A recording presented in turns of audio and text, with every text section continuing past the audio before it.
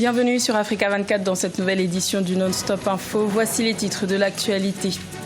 L'ancien ministre de l'Énergie, Chakib Khalil, est dans le viseur de la justice algérienne.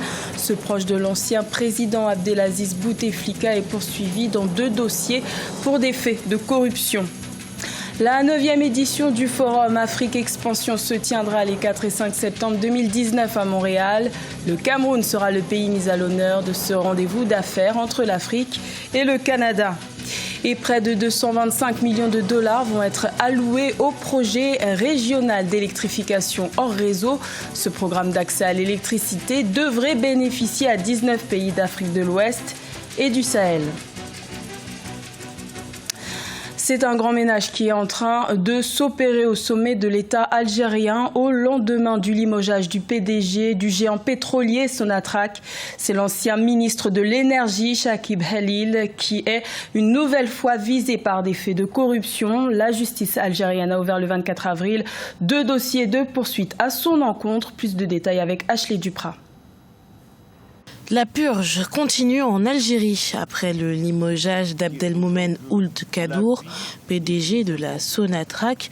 C'est au tour de Chakib Khalil d'être visé par une enquête. Proche d'Abdelmoumen Ould Kaddour, Chakib Khalil, ancien ministre de l'Énergie et des Mines, n'a pas tardé à réagir. Nous sommes à un moment critique et une situation inopportune pour accuser et tenter d'entacher l'honneur des autres. L'insulte n'est pas de la moralité et des vertus. Ceux qui accusent doivent apporter des preuves. La Cour suprême doit statuer de sa responsabilité dans des dossiers portant sur des affaires liées aux infractions au change et le transfert des capitaux, mais aussi sur la conclusion de contrats de la Sonatrach avec 2 entreprises étrangères.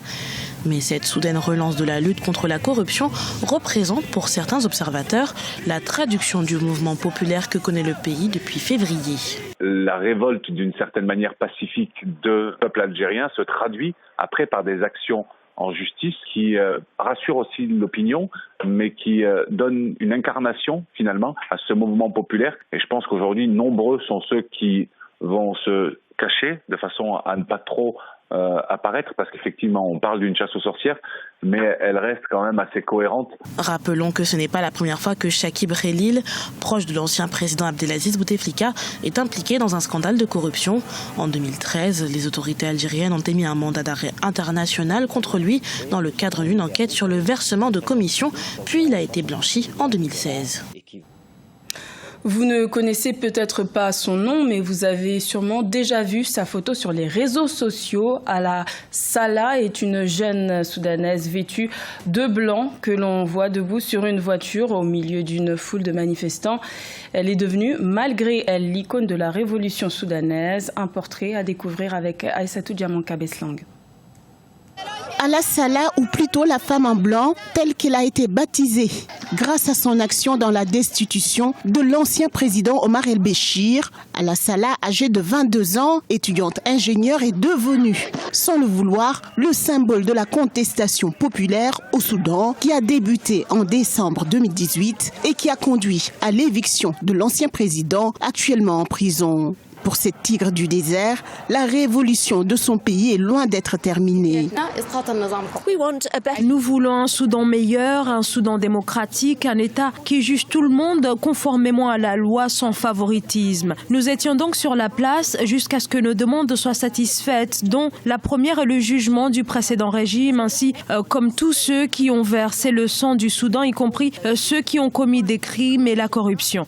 Notre révolution est en cours jusqu'à ce que nos demandes soit satisfait. Ala Salah a gagné en notoriété grâce à une vidéo devenue virale après sa diffusion dans les réseaux sociaux au début du mois d'avril 2019, debout sur le toit d'une voiture.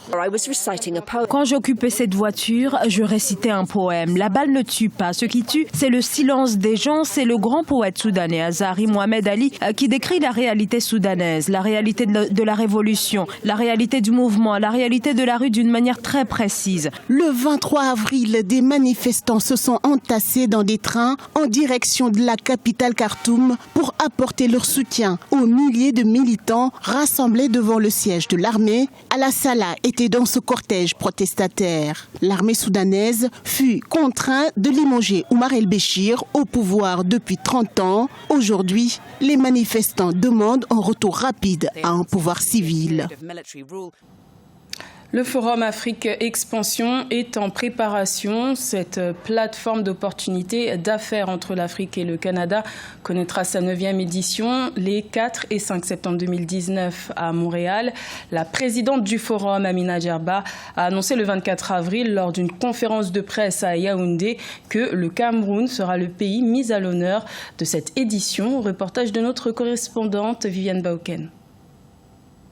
Le Cameroun, terre d'opportunités, sera à l'honneur de la 9e édition du Forum d'affaires Afrique Expansion les 4 et 5 septembre 2019 à Montréal, au Canada. L'événement de 2 jours qui accueillera près de 500 investisseurs, entrepreneurs, décideurs africains et canadiens permettra à ces derniers de nouer des partenariats et de discuter des opportunités d'affaires. Nous avons choisi le Cameroun pour plusieurs raisons pour faire ce lancement. Parce que le Cameroun a toujours été présent au Forum depuis son lancement en 2003. Également parce que le Cameroun est aujourd'hui attire aujourd'hui beaucoup d'investisseurs et d'hommes d'affaires, des gens d'affaires du Canada. Et également parce que le Cameroun a décidé de renforcer ses relations économiques et ses relations d'affaires avec le Canada. Avec une participation de plusieurs délégations en provenance d'une vingtaine de pays, le Forum Afrique Expansion est une plateforme internationale qui offre des ouvertures sur les opportunités africaines. Cette édition donne aussi la part belle à la jeunesse, levier du développement numérique du continent. Et quand on parle de transformation numérique en Afrique, on implique évidemment les jeunes. C'est pour ça que durant le 2e jour du forum, nous avons un panel qui porte essentiellement sur ce thème-là. Et durant ce panel, on va impliquer des jeunes. Il y a des jeunes start-up africains qui seront présents. Le Forum Afrique Expansion prévoit des déjeuners conférences et plusieurs ateliers. Les principaux grands thèmes qui seront abordés durant cette édition sont l'énergie, l'économie numérique, l'agro-industrie, le financement des projets et les financements directs étrangers. Près de 225 millions de dollars vont être alloués à 19 pays d'Afrique de l'Ouest et du Sahel pour le développement des systèmes solaires hors réseau. Le financement de ce projet d'électrification a été approuvé le 17 avril par le Conseil du groupe de la Banque mondiale et devrait toucher près de 1,7 million de personnes. Siamlo Victoria Sedji. 1,7 million d'Africains sous-alimentés ou privés d'électricité devraient être autonomisés en énergie. La Banque mondiale a récemment approuvé le projet régional d'électrification hors réseau pour un financement de 224,7 millions de dollars. Ces fonds sont destinés à la Banque ouest-africaine de développement et la BCEAO afin de les déployer dans 19 pays d'Afrique de l'Ouest, du centre et du Sahel. Jusqu'ici, seuls 3% des ménages se servent des installations solaires domestiques et 208 millions de personnes dans la sous-région n'ont pas accès à l'électricité. Ce projet assistera les décideurs dans l'abaissement des barrières afin de permettre la création d'un marché régional essentiel dans la réduction de la pauvreté énergétique. Le projet va permettre de pouvoir lever des fonds privés et d'attirer de nombreux investissements favorisant le déploiement des technologies solaires innovantes. Il est prévu que chaque partenaire national fournisse chaque année une formation à une vingtaine d'entreprises. C'est une nouvelle dynamique parce que figurez-vous que bon nombre d'universités et de grands instituts mettent dans leur programme de formation maintenant les énergies renouvelables. Et ce projet est à saluer. De nouveaux emplois qui seront créés pour ces étudiants qui continuent de se spécialiser dans le domaine des énergies renouvelables. Il permettra une durabilité parce que s'inscrivant dans la ligne droite de l'accord COP21 de Paris. Le projet est mis en œuvre par le Centre pour les énergies renouvelables et l'efficacité énergétique de la CEDEAO. La Banque mondiale a annoncé un soutien financier à l'entrepreneuriat dans l'optique de faciliter l'entrée de nouvelles entreprises solaires autonomes sur le continent. Genre et développement, c'est le thème de la 12e édition du Festival des musiques urbaines d'Anoumabo, plus connu sous le nom de FEMUA. L'événement a démarré le 23 avril et rappelle cette année l'importance de faire la promotion des femmes sur le continent africain. Reportage de notre correspondant Olivier Conan. Genre et développement, c'est le thème de la 12e édition du FEMUA, Festival des musiques urbaines d'Anoumambo. Au-delà des festivités, la réflexion sera portée sur l'épanouissement de la femme pour un développement durable. Lutte contre les violences basées sur le genre, scolarisation de la jeune fille et indépendance financière font partie des initiatives encouragées pour booster l'autonomisation des femmes. Celles d'Anoumambo ont notamment obtenu un foyer féminin. C'est une grande promesse pour nous et nous allons travailler avec les outils, les matériels et nous allons prendre soin de tout ce qu'on nous a offert. Et on finit jamais d'apprendre. Les enfants vont apprendre. Nous, les mamans même, nous pouvons apprendre, nous pouvons aller jusqu'au bout. Pour coller au thème du FEMUA, 8 femmes sont à l'affiche aux côtés de 8 hommes.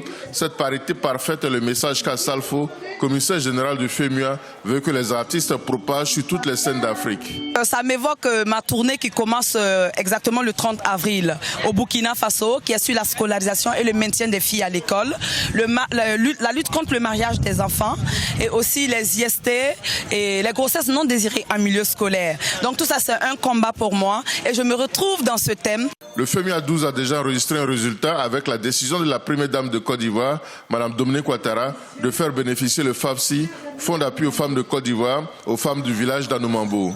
Le FAFSI a déjà accordé 25 milliards de francs CFA de financement à 170 000 femmes dans le cadre de la politique d'autonomisation des femmes en Côte d'Ivoire.